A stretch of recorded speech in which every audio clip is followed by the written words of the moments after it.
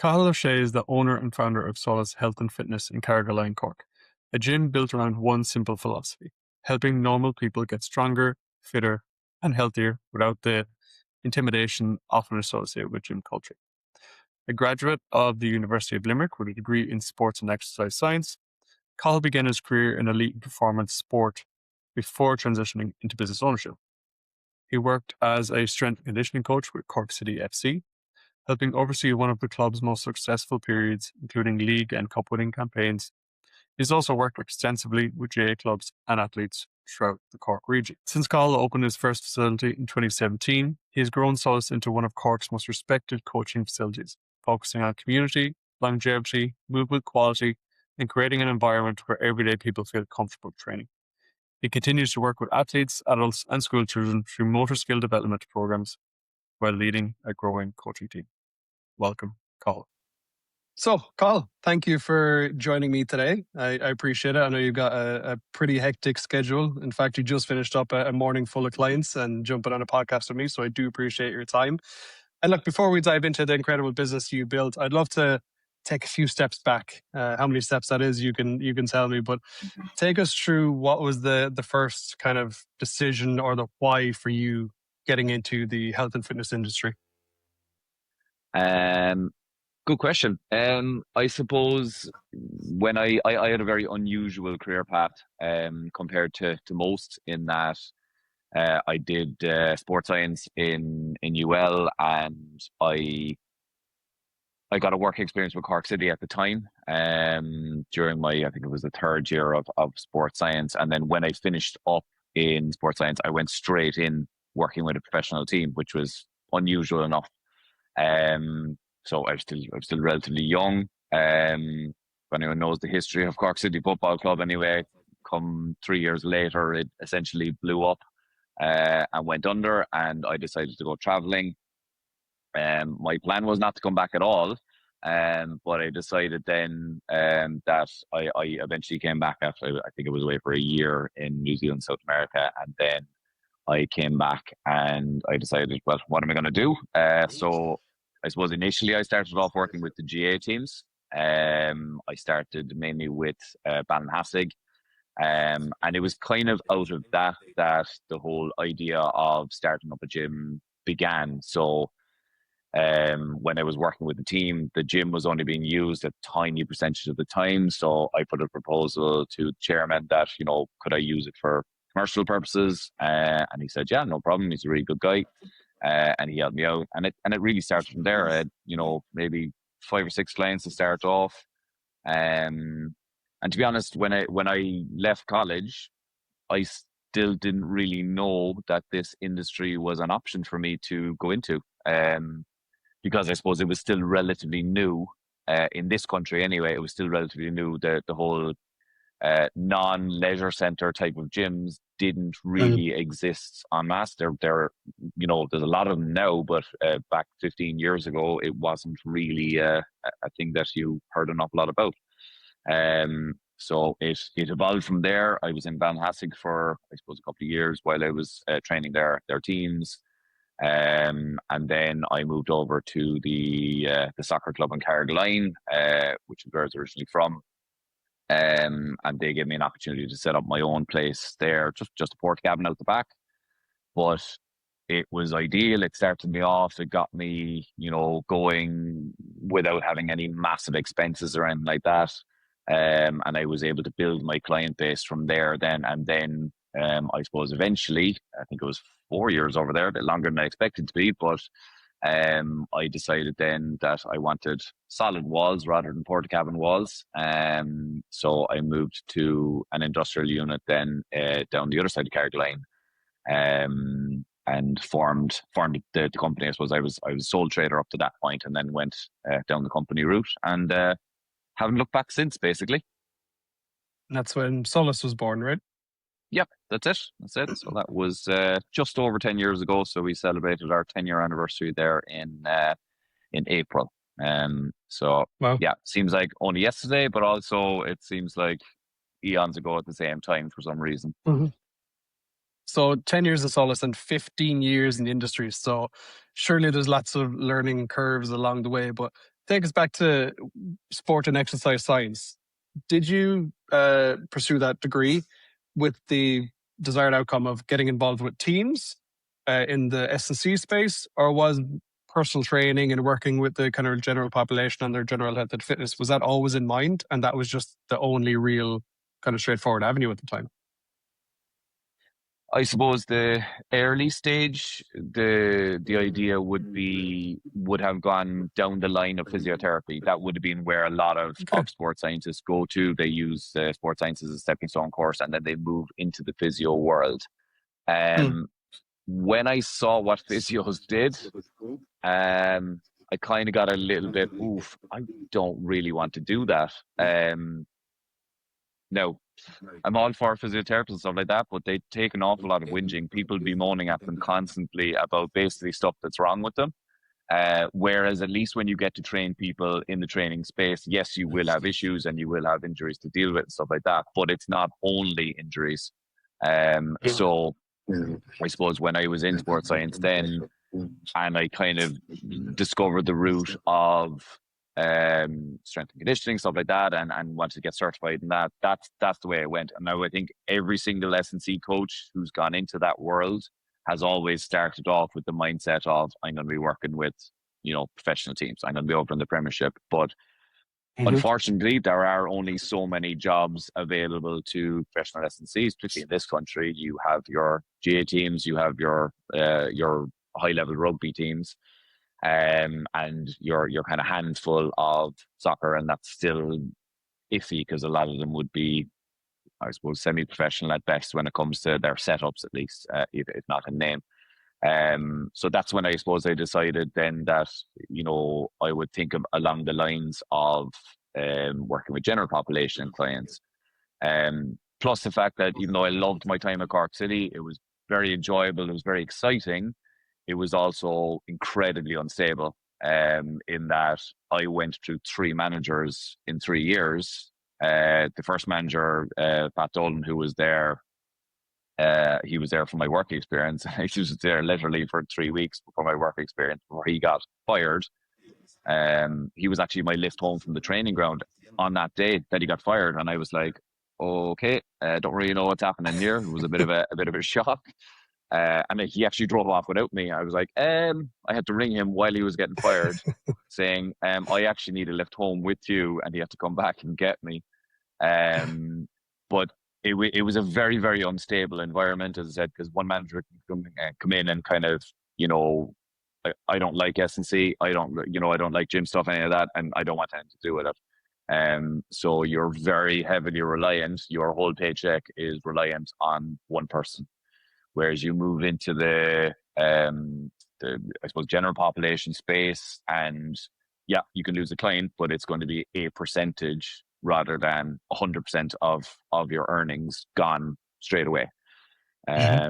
So while I loved my time there, I'm not sure I'd go back in a hurry. If I was going to go back, it would be only, as I said, as part of something else, because the whole the general population of working with that gives you a little bit more stability.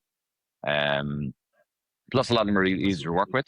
I worked with some brilliant guys up in Cork City, but also working with soccer players is incredibly difficult because they're a very mistrusting bunch. They're, what do you mean by that? I suppose maybe because they're treated like commodities. They're sold and they're bought and stuff like that. Sometimes there's a little bit more of a selfishness to soccer players. So they'll look after themselves first, which is fair enough. As I said, because they are bought and sold, and they can be, you're only as good as your last game. So some of them would have been a little bit harder to convince that, these things are the right things to do, or I'm trying to help you, or whatever it is. But yeah, it was a great time. Really enjoyed it. Very exciting. But when you're moving into the time in your life when you have a family and stuff like that, stability is obviously very, very important. Plus, being up in Derry on a Saturday night and driving home for 9 hours is not the most fun thing you'll ever come across. But yeah, very enjoyable. But glad I moved into the general population space then after a while. So as a first intro into working life in the I know it was S&C, health and fitness, let's call it that space, but professional, semi-professional sports, not the best of starts, I guess, and not the best first impression. So what made you want to still pursue a career in health and fitness? I suppose I've always liked to help people, and I was always going to end up in the sporting sphere somewhere, or the fitness sphere. That was always going to be my thing. School was not really my thing. I spent most of my time looking out the window, looking at someone else doing PE when I wasn't doing it myself. Um, and the sporting world was always where I was going to go in one way or another. I've been always told by teachers that I am a good teacher, so that's kind of what I ended up doing in a way, with sport. In a roundabout way, I have almost come back towards the physio side of things, or the rehab side of things, from the S&C side of things. Plus, I've recently been, the last year or so, I've certified in sports massage as well. So it's kind of come full circle where I have ended up in a sports rehab setting, just not in terms of being a physiotherapist. So I get to do all the nice things that a coach gets to do, an S&C coach gets to do, plus a little bit on the side then of the rehab as well, so. Yeah, hope that answers your question. Yeah, for sure. And then take us through. So again, you went into the semi-pro world, S&C position, right? Okay, yeah, maybe I need a bit more security than this. And then was it at that point then that once the job was terminated there, you decided to leave? Is that when you decided to go into Gen Pop and open SOLAS, or was there a period there of which you used other facilities? No, I've never been to another facility. It's something that I always wonder, does it come against me? I always say to people, I've never worked in a normal gym. I've always just done my own thing, which is some ways good in that I didn't develop bad habits or whatever people do in other gyms. I've been to other gyms, but I've never worked in one. So I've always done things my own way, rightly or wrongly. So I suppose when the whole thing with Cork City blew up, I just went traveling. It was my mum just said to me, like, why don't you just go traveling now? Like, this is your opportunity. So I said, right. Up to that point, I hadn't really given it a massive amount of thought. So I said instead I was traveling for 14 months in South America and New Zealand, at which point I hadn't even talked about work, as that I was happy to just go and travel. It was only when I suppose the later stages in New Zealand that I was applying for a job, and it came down to me or a native New Zealand guy, and there was only going to be one outcome there, because I suppose you have to pay for visas when your visa is up. So at that point I went home, and it was a case, right, I suppose I need a job. First of all, what do I want to do? What do I want to work in? And that's when I started off with the GA teams. But again, with GA teams, it was similar. You can work with multiple groups, and they're good fun to work with and all that, but it's unstable. And particularly in the GA, because there's a mentality that the coaches should be volunteers, sometimes getting paid can be a problem. So I learned very, very quickly through some bad experiences that get paid up front. You never work first and then get paid afterwards, because sometimes the pay doesn't arrive, unfortunately. Yeah, and as I said, that's when I went into the sphere of why don't you set up your own business? Like, because to be honest, it had never been a massive thought in my head. And I often think back to this in secondary school. They teach you how to be an employee. I don't think ever in my 6 years that anyone ever went, you could be self-employed. You could be an entrepreneur. You could set up your own business. That never even crossed my mind until I came back home and someone just mentioned it to me. And I was like, God, why did I ever think of that? I don't need to work in a gym. You can set up your own gym. But for whatever reason, at that point, it just hadn't been on my radar. And then suddenly I was like, oh, yeah, I could set up. Why not? Why don't I set up my own place? So yeah, I suppose I never would have thought that I was going to be an entrepreneur, because I would have been quite a laid back character. My mom always makes a joke that I would have, I stayed in the buggy until I was 5. And I said, if you still push me around now, I'd still take it. But I was relatively laid back, so I had never thought that maybe entrepreneurship was for me. But I think just like anything else, once you get something that interests you, you'll put your efforts into it and you'll put your work in. Whereas stuff in school or whatever that didn't interest me, I was like, that's not for me. I'm not going to put a huge effort into something that I don't like. But once I found my niche and my area, that's what I wanted to do. Then, I'm happy to put the work in then. And take us through, I guess from a very young age, I was always thinking about having my own business. I came from early exposure. My mom has been self-employed for many, many years now. So for me, it was always kind of in the back of my mind, even though she tried to convince me to never get in business because, I want to work for myself and choose my own hours. You end up working all the hours for a certain period till, you progress in business and in life, and then you have a bit more control over that, right? But for your first year in this role, on your own, I suppose, for the most part, opening up your own business, getting your sole trader status. What was that like? Take us through it. Hard, tough. To be honest, the transition between sole trader to company was probably more challenging because you're going up a level in expenses. You're starting to enter the world of VAT registration, all that type of stuff. Like I remember distinctly, when I was looking at my, what would you call it, your business plan for being a company.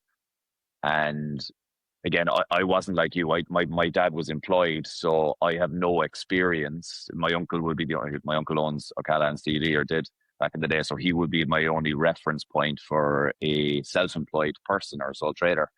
But I remember saying distinctly, going, oh, look, this is how much I can make, and geez, I'll make this amount of money, and it'll be fabulous. Geez, I'll be loaded. And my dad was like, and what about VAT, Carl? And I was like, what you mean? He said, well, your VAT rate, you have to pay 13.5% on every single thing you earn. I was like, whoa, that's news to me. Because again, this is all very new to me. So you get revised very, very quickly in what your income actually is versus what you put down on paper, especially when you don't take that into account. But yeah, so I suppose the first couple of years as a sole trader, they were challenging. It was I had a client base built up at that point though, so that made a big difference to me. I've always been, I suppose, kind of like my dad in that I'd be relatively cautious. I would only buy equipment that I could afford. I didn't take out loans. I never put myself under savage pressure.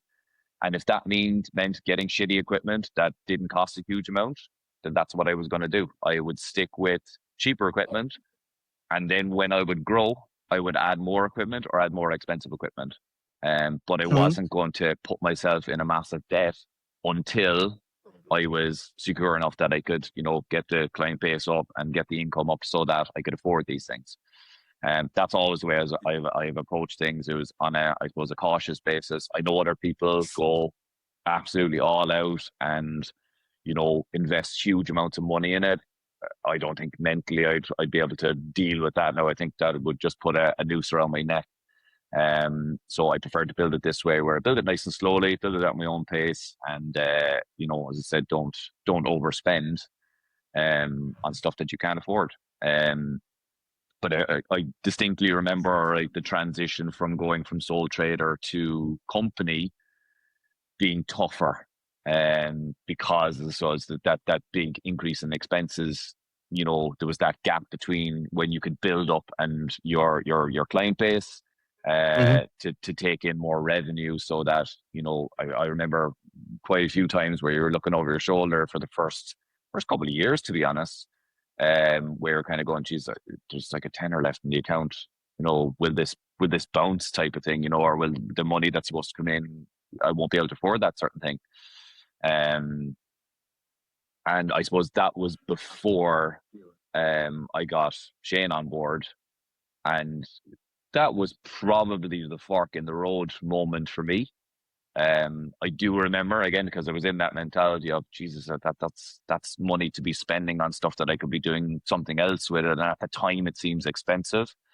But it was the best investment I've ever made, because while I had a good product and I would regard myself as a good coach, even 10 years ago, I was still decent enough. I'd like to think I'm not better now, but um, I was not a good business person. I was a good coach, but the changeover from being a good coach to being a good business person. I know lots of people who are good coaches who are terrible at business.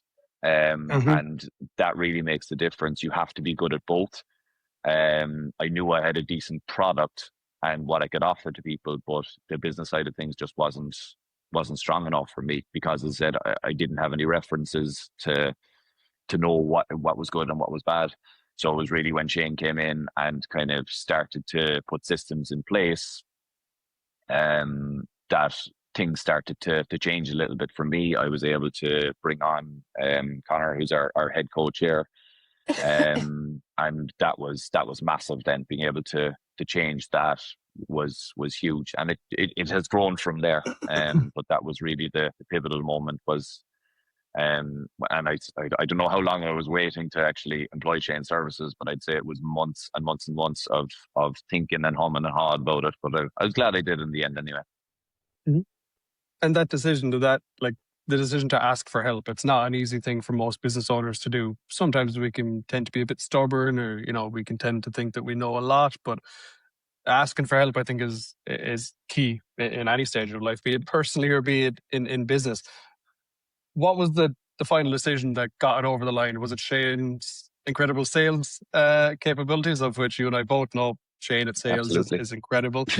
Or was it you just coming to terms with, I'm in over my head here. This is too much. I just have to.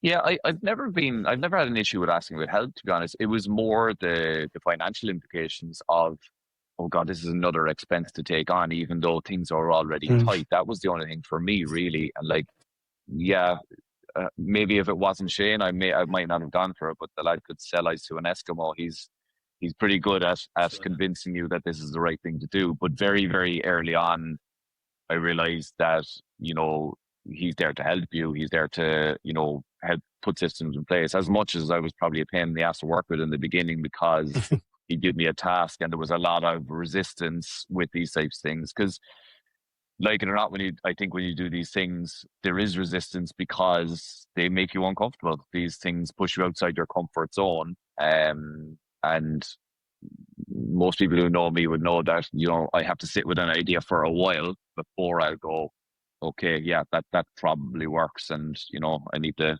cogs to turn a little bit before I actually pull the trigger on things. But as I said, it's still probably the best decision that I've made to date for the business, because I had a good product. It just wasn't, maybe the business side of things wasn't strong enough. But it's like anything, I think with the business things, there are things that he'll say to you, you should do this, and you're kind of going, it's really obvious in hindsight, yet I never would have thought about it by myself. But that goes for the last, I don't know how long I've been working with Shane now, 4, 5, 6 years, whatever it may be. But it's the same every time. I'm like, geez, yeah, I should have thought of that one, but I never would have either. And he continues to put little things in, little challenges for me to progress the business on as I go, which is great. And would you say that it was the sales side, the marketing side, the admin and process side? What were the biggest areas that you needed to focus on? It was everything, really. Everything. Yeah. All rolled into one. It was all the systems, really. As I said, the coaching side of things I was happy enough with, but it's all the other aspects of it. No, I've never been, into a huge amount of, I never did a huge amount of paid marketing. But even the way Shane, to be honest, the one that stands out in my head was the needs assessment. That was, so any client that comes in the door, you do a needs assessment with them, and the Lego calls. So those small little details, I remember making the first couple of calls, and Shane will tell you, if you ask him, I was shocking at phone calls. Oh my God. I'd be very much a texter, not a caller. And I was like, oh, Shane, I don't like calling people. It makes me uncomfortable. And he very black and white said, tough, get used to it. do it more and more, and you'll get used to it. And I am now. But then I absolutely hated making phone calls. So that system, putting in the Lego system where you get some details off people, and again, they seem like simple things, but asking people what their goals are when they're coming to the gym. You might think that's a really obvious thing, but then like 90% of gyms don't bother doing it. So you start doing stuff like that. I have genuinely people going, "Oh my God, someone's never asked me that before." I'm like going, "Wow, how many gyms have you applied to?" "Oh, whatever, 10," and no one's ever asked me what my goals were. That and the needs assessment, where, as I said, we can get to know people a little bit better, and then the follow on to that, then with the bringing people in through leads. That made a big difference. So, they were able to nominate someone for a VIP pass, and it meant that not only did we get to know the people who were coming in, they were good people, but they were attracting more people like them, which meant that we ended up with a culture and an atmosphere in here that was really, really good and really, really nice. Because as I've often said to people in here, type A people tend to attract type A people. You very rarely see a nice person who's friends with an asshole.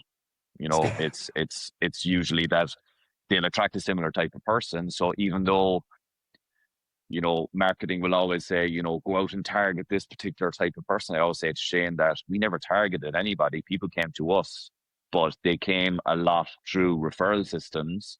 That I'd say that's most of our church. So physio referral, or people who came in who referred their husband, wife, son, daughter, whatever it may be. We've whole families in here.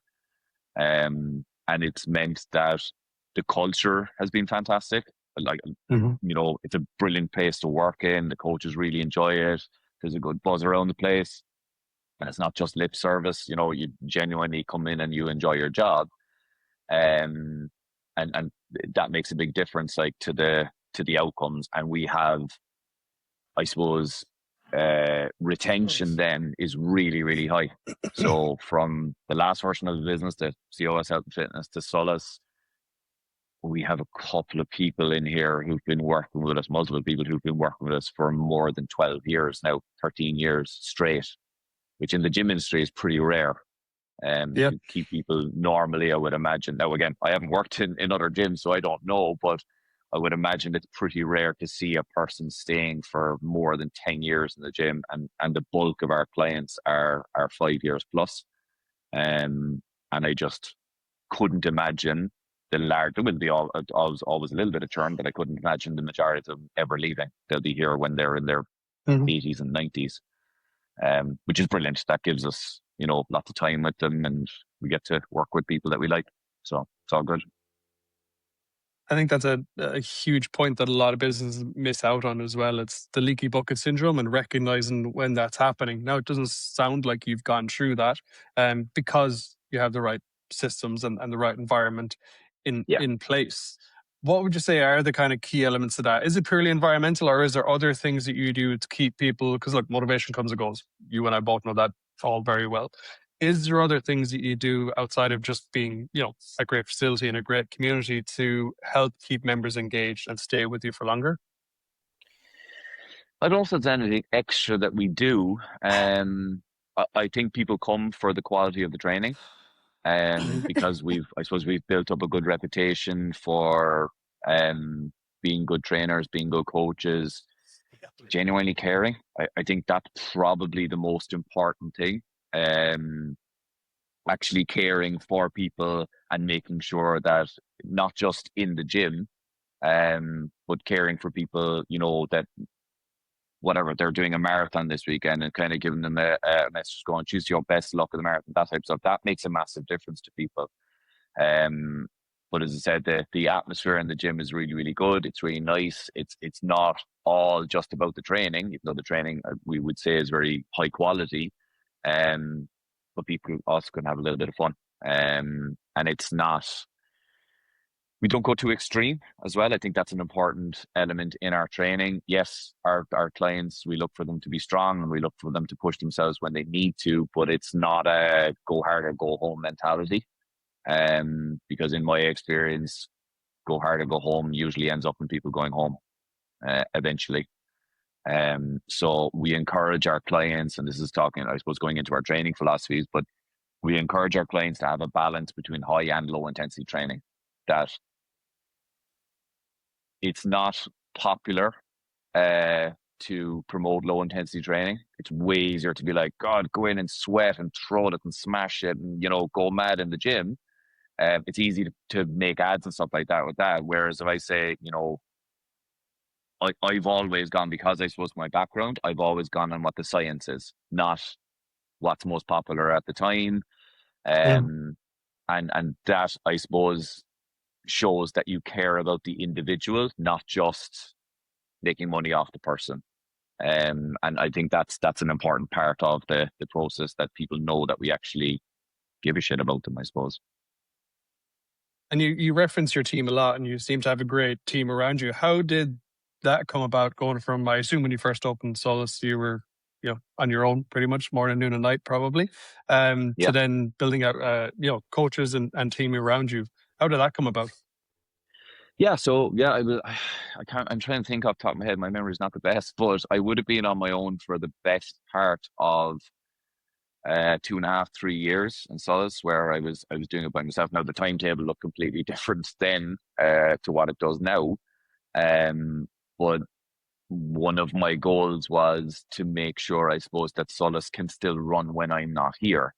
And that's what I said to Shane very, very clearly, that particularly when my kids are young, I want to be there for them. I want to spend time with them. When they become, late teenagers and they want nothing to do with me, fine. If I really want to scale up then, or maybe do a bit more kayaking, then I'll do that.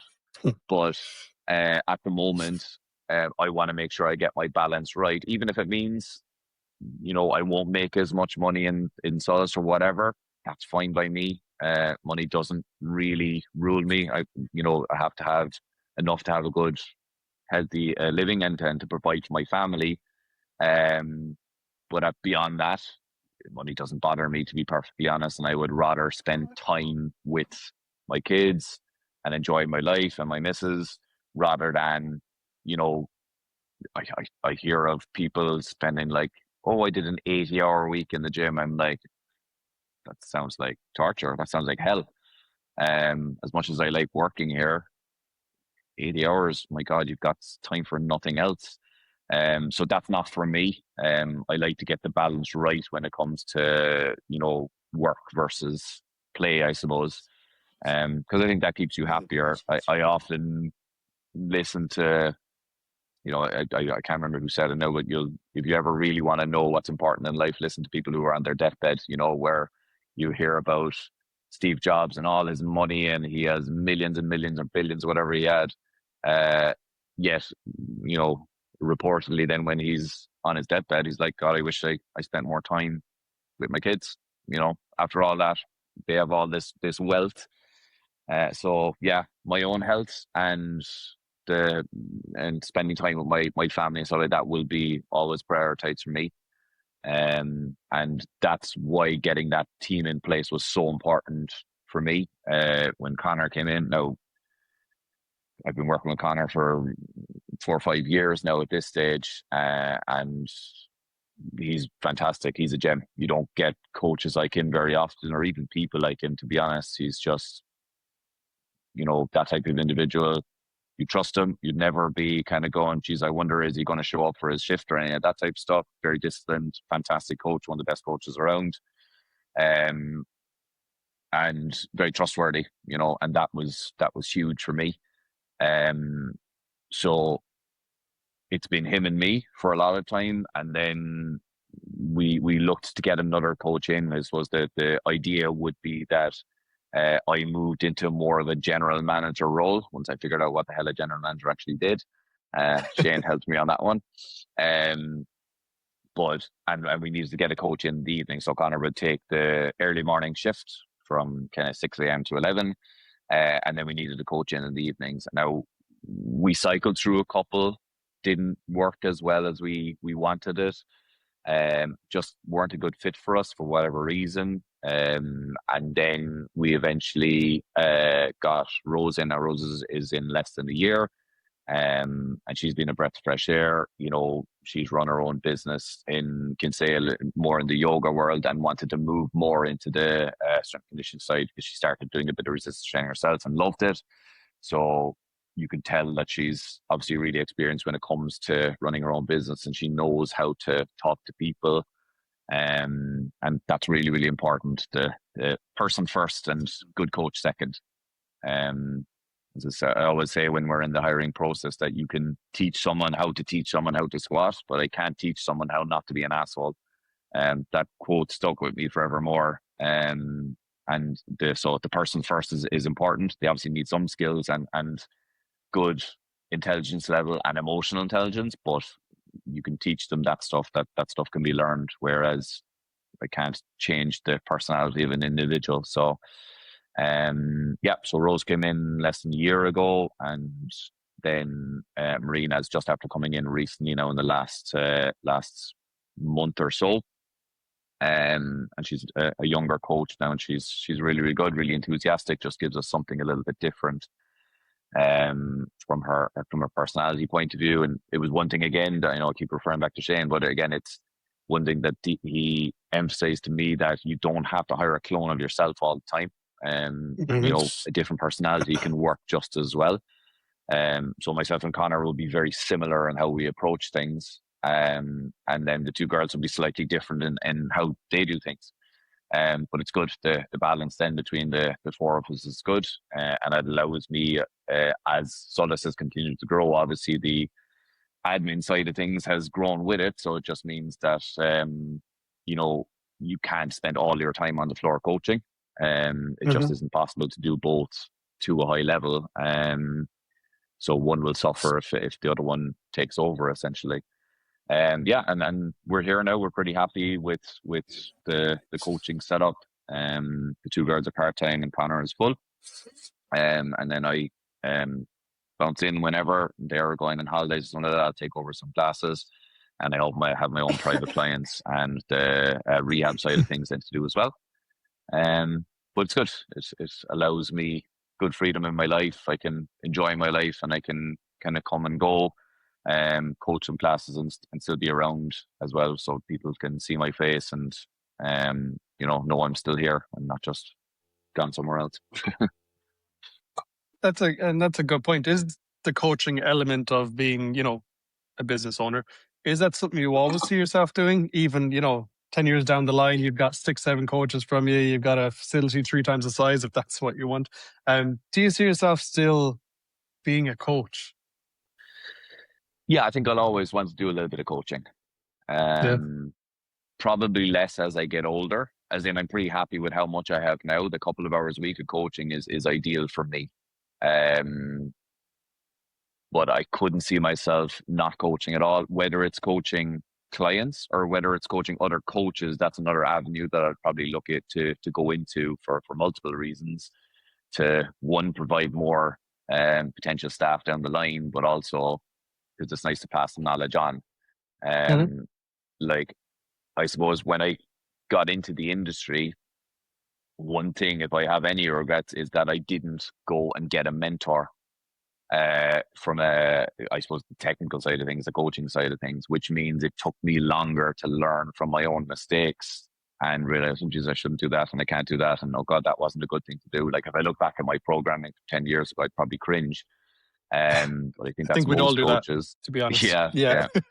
But I suppose I never went down that mentor route, and I always felt like I could have got to a higher level faster, much like Connor has done, because essentially he's come in and he's like a sponge. He's absorbed all the lessons that I've learned, and now he's probably a better coach than I am, because he's added on top of it as well, but he's done it in a much shorter time frame because he's learned really quickly from the mistakes that I've made, which is great, because that's what you want. You want to put your ego aside and make sure that, even though I regard myself as a good coach, I also want my coaches in here to be as good, if not better, than me. And that's an important part. And sometimes that can be a hard pill to swallow. I know for some coaches where they're like, no, I have to be the best coach in my gym. But yeah, I'm happy if my coaches are equal to better than me. because it means that our clients are getting a good service, and it means that they'll stay here for longer as a result. I agree. Yeah. Your coaches, I think, should always aim to be better than you. At least if they're not, they should definitely have that goal in mind, especially as you Yeah. move more across into the business element. And so 5 years down the line, Carl, where is both of you personally, okay, and SOLAS? Where do you see it? Is there a plan? I'm not brilliant at looking too far down the line, to be perfectly honest. It's I try to live in the now as much as I can. Something that Connor's very good at, actually. He's great at next thing. We had the wellness room done here, and I'd say within about 20 minutes, he was like, right, this is next thing. I was like, just give me 5 minutes to actually absorb the fact that we've just put in a new room here. And continue to develop from there. Like at the moment, SOLAS is kind of at the peak point of what we can do. The building is, we added on an extra floor for the studio. We changed up the whole wellness room. We did a lot of work around that. So the classes are more or less full. Now we can add more hours and we can add more coaches and stuff like that, but the gym is flying. We're more or less at capacity or in around that type of number. Do I want to go down the line of a second location? No, don't think so. I think I'm pretty happy. And I know some people are like, super ambitious. I'll get 2, I'll get 3. And sometimes I'm not sure more is better. I just think that, recognize that we're doing really well. It's a nice job to be in. We've got a nice sized team. Me managing multiple locations and 40 coaches, I think that puts you back into that sphere of busy all the time rather than, productive, which is a slightly different thing in my world. So I'm very happy if SOLAS is in the same position. I'd ideally like if the likes of the wellness room now has got up to a level that I wanted to get to, where we've got regular customers in. But that's definitely something that I'm working on, because the process that I followed to bring people to the gym, I can't follow the same process for the wellness room, because you're competing with the same product essentially. Now there's little differences between them, but a sauna is a sauna and an ice bath is an ice bath. There's not a massive amount of difference besides the fact you can turn up and down the temperature in them. So I need to go out and target people to try and advertise and to bring them in, rather than the model that I used for, rightly or wrongly, for the training side of things. Said, we've got a really good product. If you want to train, with high quality, come to us. Which is a little bit different. So it spoke for itself, though, I think, didn't it? Like you said, like you as coaches and SOLAS itself, it spoke for itself, and the referrals was your key element to growing, and probably still is to this day. Because again, social media does play a big part in some business growth. I always say there's different marketing, kind of processes or plans for different businesses. Some people do really well on social media, and that is their main platform. They push everything through there, build great businesses through online. I did that with my first online business. For the physical space, when I opened up my studio, it was slightly different, albeit I had a bit of a following built up for sure. But what I quickly realized is that following that was online were predominantly, 20-something-year-olds who just wanted to look like me when I was a pro bodybuilder. They were going to be the ones that were spending 200, 300, 400, 500 euro a month to come into, a boutique fitness studio. So I quickly had to realize as well that, okay, I need to look at local area marketing. I need to look at my contacts. I need to look at the people who I would have trained in the past and start pushing referrals and start getting them in the door. So I built my studio very, very similar to that. That also came with financial pressure, purely because I kind of overspent on equipment, didn't do what you did and build it slowly. I was like, not putting in everything right now. I was 22, 23, so maybe a bit more. I kind of tend to jump as well, 5 years ahead as opposed to focusing on now. Impulsive, I believe, is the word that I've been told a few times. But usually I back that up with effort, so it's not too bad.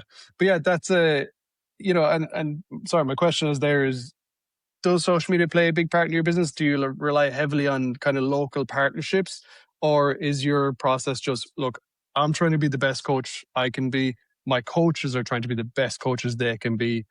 And that's what we believe works for us, because we can build a name of just being a great community and great coaches. And that's why people come to us. Yeah, more the latter. I suppose in my own personal life, I'm not a big fan of social media. I don't like being on it. I don't like what it does to a large degree. So I've tended to steer away from it from a business perspective. Like I Mhm. came to Instagram incredibly late, to the point where I was like, what's a reel and what's the difference between those two? That's still now to this day, I'm still looking at going, which one is that one again? That makes me sound really old. But it's not, I don't like the whole social media side of things, even though I know for a lot of businesses it is necessary. And we still do put stuff onto it, but it's minimal. It's more to go, look, we're here, rather than, and it's, again, we kind of show off the skill of coaching or the quality of coaching. So like that's really what we use social media for. But I would say, yeah, the latter would be my answer there, that the majority of our clients will be referral based from, as I said, we've got good links with physiotherapists around the area, from the rehab side of things, and then referrals from people who are in here, their friend, their aunt, their uncle, their son, their daughter, whatever it may be. That will be the big driver, I think, continue to be the big driver in our business. Like, so it's the whole, again, Shane's thing, your emotion over promotion. You know, the whole look shiny stuff from social media doesn't really appeal to me massively. Whereas when we get to know people down here, and you get to know people well, and what their strengths, what their weaknesses are, what their goals are, and know them really personally, and know them by name, I think that really is the stuff that lasts, and that's what, when people stick with you for long periods of time, which is great. It means we don't have to be going out and trying to go, look, we have shiny stuff to get people into the gym all the time, so yeah. I think that's a great point, that maybe some younger people getting into this industry, because it's still a fantastic industry, albeit it's changed drastically, right, over the years. And we've seen trends come and go, we've seen fads come and go, but I think it all comes back to that: be a good person, be a good coach. You're probably going to do pretty well till it gets to a point where you're going to need to develop business skills. And once you get to that point, get a coach. It's as simple as that. Get someone who can coach you through that process. And I think that's what it comes down to. And that's something that you have followed through, and still are. And we have to commend you for that. You are exactly who you are, Cathal, and you stay true to that mission. And I have to commend you for that you don't get distracted by, I think it's a habit of entrepreneurs, isn't it? We get distracted by shiny objects every now and again, and Absolutely, we dive into trends, and it's part of what we do, because we enjoy the thrill of business. It's almost exciting to us, I think. So yeah. I suppose well done it very for much staying depends the on your course. background as well. Like my background is in the science world, so I think that's the way I've always gone about bringing things in. Like, as I said to you, the reason why we brought or we promote low intensity training is not because it's popular, because it's not popular.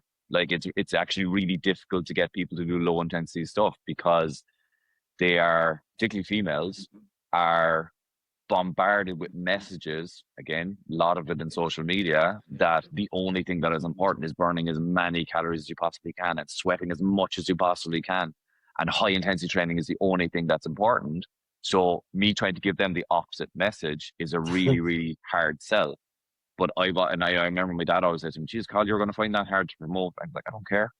I don't care. I'm still going to stick with what the science says is the right thing to do for my clients. If that means I have less people in here, so be it.